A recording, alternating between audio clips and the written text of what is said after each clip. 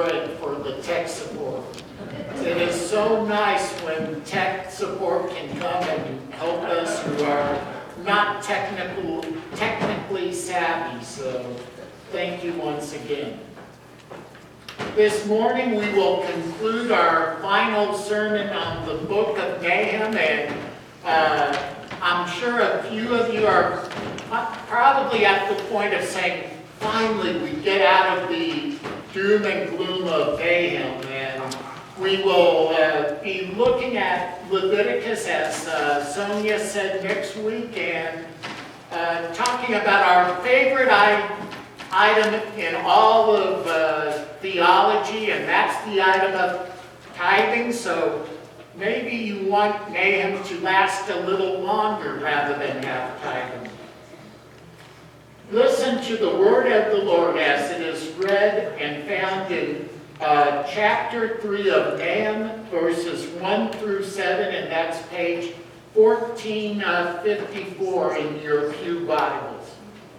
Woe to the city of blood, full of lies, full of plunder, never without victims.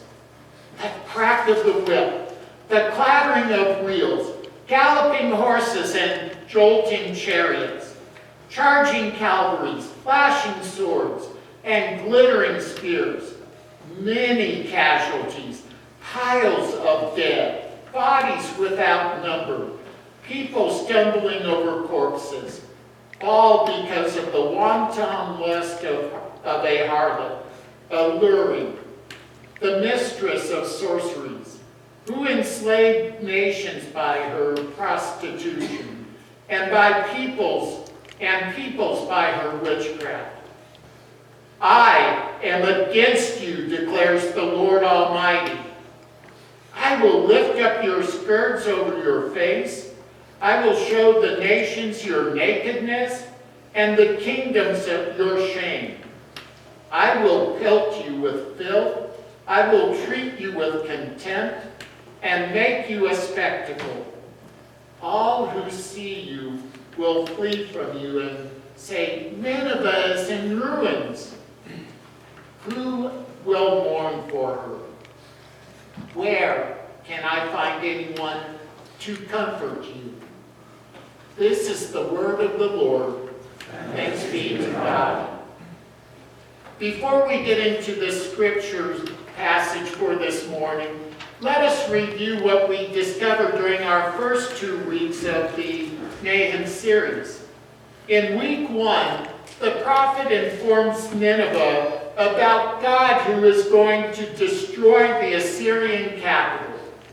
While approximately 100 to 150 years earlier, God showed mercy and his slow-to-anger side when Jonah went to Nineveh with a stern warning of what God was going to do because of their ruthlessness. Since that time, Nineveh reverted to their old ways after originally repenting from them. Now we get to 100, 150 years after Jonah, and the prophet is telling the city that they are going to see the jealous side of God. The side of God that is vengeful and does not let the guilty go unpunished. Then last week, we saw the prophet describe the army that would be used by God to be his instrument of judgment against the Assyrians. We saw that although the Assyrians totally wiped out Israel and Judah's ability to restore themselves to their previous splendor, God will restore Judah and Israel.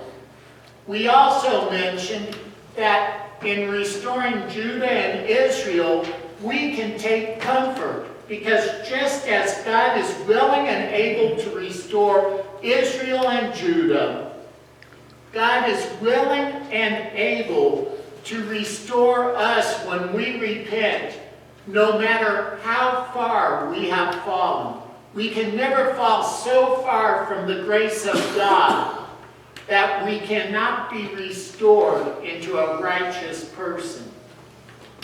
This morning, we look at the final chapter of this book, and we see God getting very graphic. And as I was reading this morning, I started to think, you know, the teenagers and the youth who like to play all of those morbid video games, they don't have to play those morbid video games. Just have somebody create a video game based on Nahum, and that would have everything that the kids want, plus they would be learning the Word of God.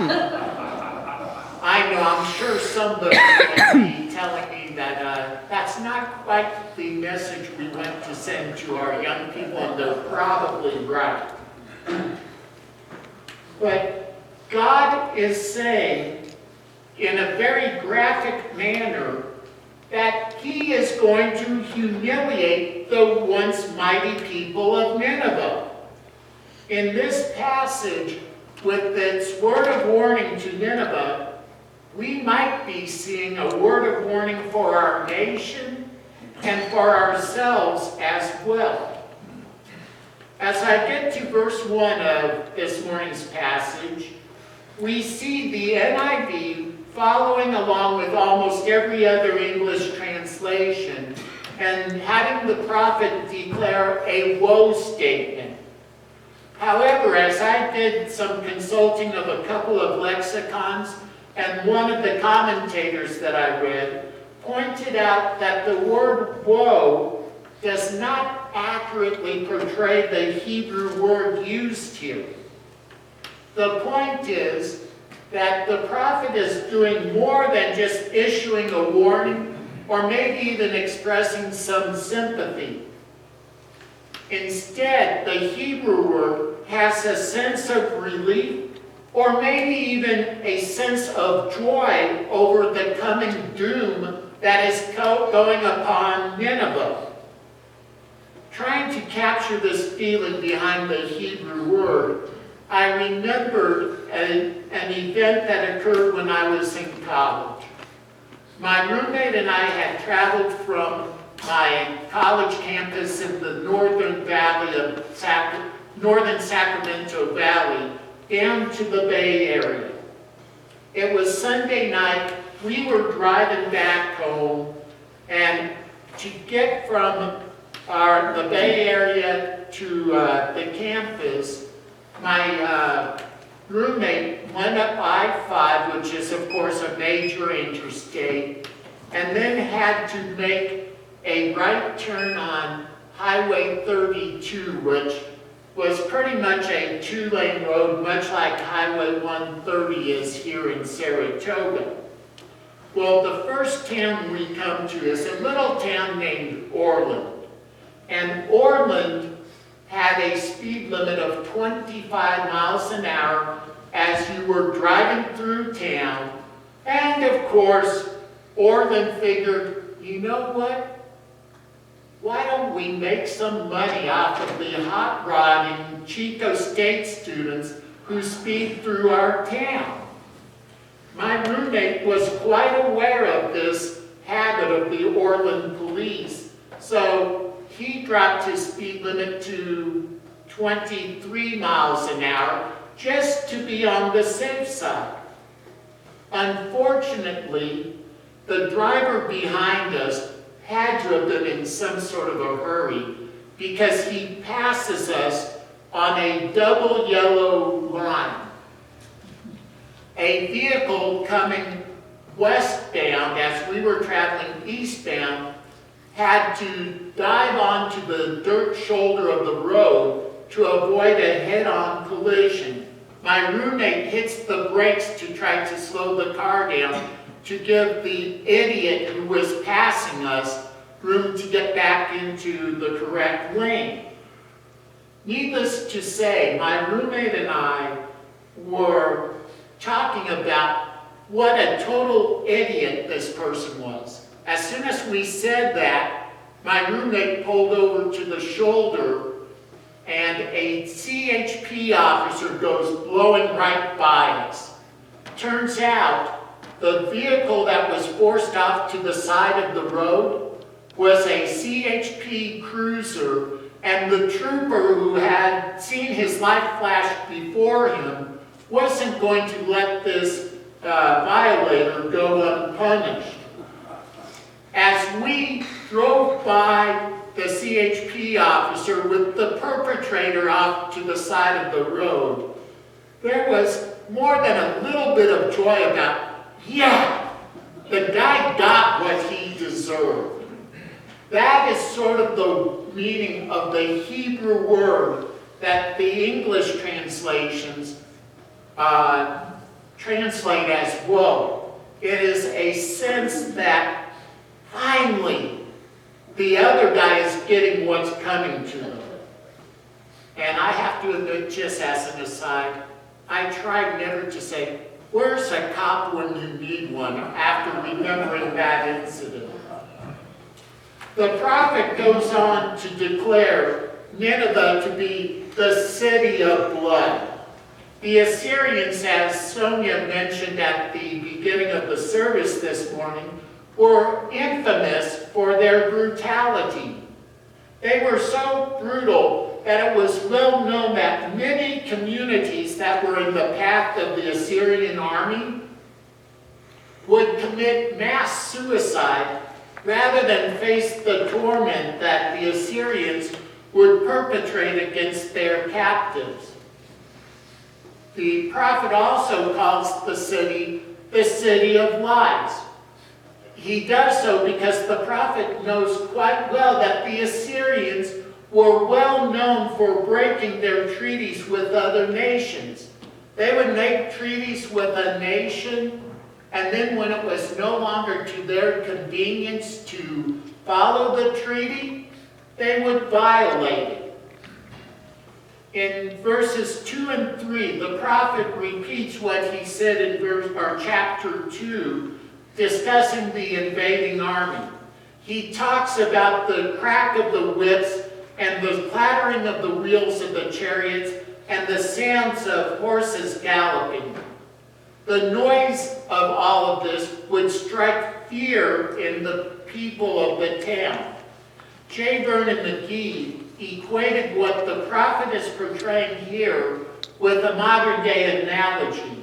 He said, imagine that an invading army is coming into your hometown with a whole column of tanks. The sound of those tanks rattling down the road would strike the same type of terror that the chariots were striking with the people of Nineveh. Then in verse 3, we see that the invading army, taking a page out of the Assyrians, were slaughtering the people of Nineveh.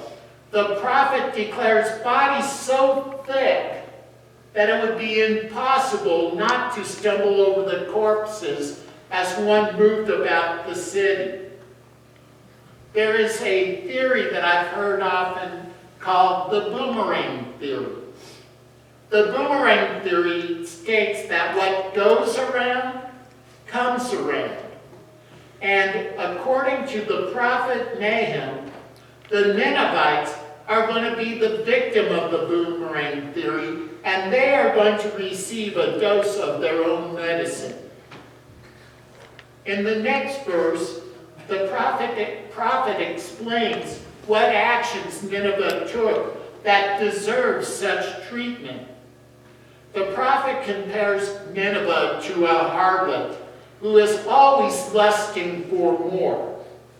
The prophet continues by decrying the use of witchcraft and sorcery and the enslaving of the nations that it captures. The mention of slavery or of sorcery and witchcraft brings up two practices that God abhors. In Deuteronomy 18, verse 10, God tells the people of Israel that he is driving out the nations before them because of such practices as the witchcraft and sorcery that the Ninevites were perpetrating. God detests these two practices because it is leading to worship of false gods. Then, in the first part of verse 5, God declares, I am against you. That is a very seldom term used in Scripture. Very seldom do we see God saying he's against anybody. Besides this reference in Nahum and a similar reference in chapter 2 of this book, we see God declaring himself to be against a people only in 3 books, in the book of Jeremiah, Isaiah, and Ezekiel. One of the scary thoughts when you look at those 3 books is concerning who God is against in those 3 books. In all of those 3 books, God is against his own people, the people of Israel. We feel good when we hear that God is against our enemies. However, let us not forget that when we are not following God's wills, God is against us as all. This should have a chilling effect on us both as a people of God and as citizens of this nation. This week, I had the joy of having Uniontel decide that I really didn't need the internet with music in the background while I'm writing the sermon. And maybe I was thinking a little too much, but I started thinking, when was the last time that I did not hear a speech by a president that ended with the benediction, "May God bless America," or "May God bless the United States"? Baseball games on Sundays at the 7th inning stretch ever since 9/11 sing "God Bless America" just before singing "Take Me Out to the Ball Game." And yet, I have to wonder, why would God hear the prayers of our presidents? Or why would God take seriously the crowd singing "God Bless America"? Our current president's behavior is so abhorrent that while on the campaign trail back in the 2016 election, he had to dismiss a tape where he bragged about grabbing a woman in the private parts as mere locker room talk. Another former president thought it was okay to have sex with an intern in the Oval Office. Going a little further back in the 1980s, we had a first lady who consulted with mediums to find out the horoscope. Then, based on what the medium would say, the president's schedule would be adjusted to fit the recommendations of what this astrologer was saying. We as a nation are no better than our presidents.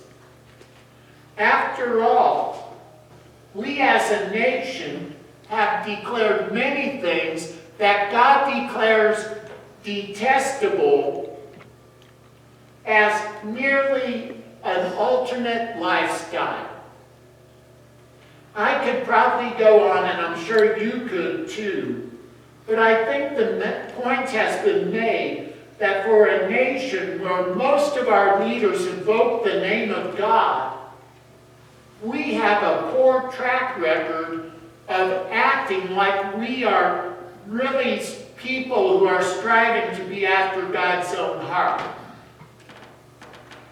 While it might be great to see that God is against evil empires such as the Assyrians, let us also remember that God has declared himself to be against his own chosen people. And that is true especially when they act contrary to his laws as well. Continuing into the second part of verse 5, the prophet declares that he will lift up the skirts of the nations. Now, in a politically correct environment, I would also have to say skirts, or for the guys, the kilts. But I don't see any of the gentlemen wearing kilts today, so maybe it doesn't work. And it is clear that when God says that he is going to lift up the skirts, God is speaking in a metaphor because nations do not wear skirts. But the meaning is clear just the same. Just as a person who has had her skirt lifted up is exposed when it is lifted up, the Lord is declaring that he is going to expose the Assyrians. Just as in biblical time, or just as naked people cannot hide the faults that are on their bodies, the faults of the Assyrian Empire will be revealed. Just as in biblical times, it was a major embarrassment to be seen naked, the Assyrians are going to be embarrassed by the Almighty when they face the wrath of God. After saying that he will pelt the Ninevites with filth and treat them with contempt and make them a spectacle in verse 6, we reached our last verse of this morning's reading, verse 7, which shows just how revolting the Assyrians will become. Other nations will flee away from Nineveh, not in fear, but because of the ugliness that they have become. Their doom is so complete that no one will mourn for her. As I was preparing for this sermon, I read J. Vernon McGee's commentary, and when he got to verse 7, he talked about how when he was in Pasadena, he was asked by a funeral parlor to do a funeral for a person who had died. His wife had died years earlier, and when it came time for the funeral, nobody came. Imagine a nation where nobody mourns the destruction of that nation. And yet that's how far the Assyrian Empire is going to fall from their once mighty place where everybody feared them. My friends, I know that sometimes reading the prophets can be hard. Preaching the prophets can be hard because I know some of the things that I've said today probably have upset some of you. However, there is a reason why the prophets are part of what we call the Bible. They are included in the Bible because they contain a part of God that we wish we can ignore. However, ignoring the prophets would be just as foolish as ignoring a warning sign on a beach that there's a great white shark spotted swimming just yards off of the shoreline, or to go onto one of the roads here in Wyoming that WYDOT has shut down during the winter because of storm conditions. We need to take those warnings of the prophet seriously. We must remember that the same God who is merciful and slow to anger is also the jealous God and the vengeful God that we see in the book of Nahum. Lest we think that God's vengeance is only on his enemies, or that we don't see God's vengeance in the New Testament, let us remember this. The people of Israel were God's chosen people. However, instead of honoring God with their behavior, they took their status as God's chosen people for granted. As a result, God punishes them. This past winter, or maybe spring, there was a Bible study that I conducted on the book of Romans. Those of you who attended that Bible study might remember the 11th chapter where Paul talks about the Israelites. In that chapter, he says that God has broken off some of the branches of Israel due to their defiance of God's law, and has taken the wild branches of the Gentiles, that's us, and grafted it onto his tree. Then, in verse 22 of Romans 11, Paul writes this, and I quote, "Consider, therefore, the kindness and the sternness of God. The sternness to those who fell, but kindness to you, provided that you continue in his kindness. Otherwise, you also will be cut off." May we always be mindful of all of the sides of God. Amen. Amen.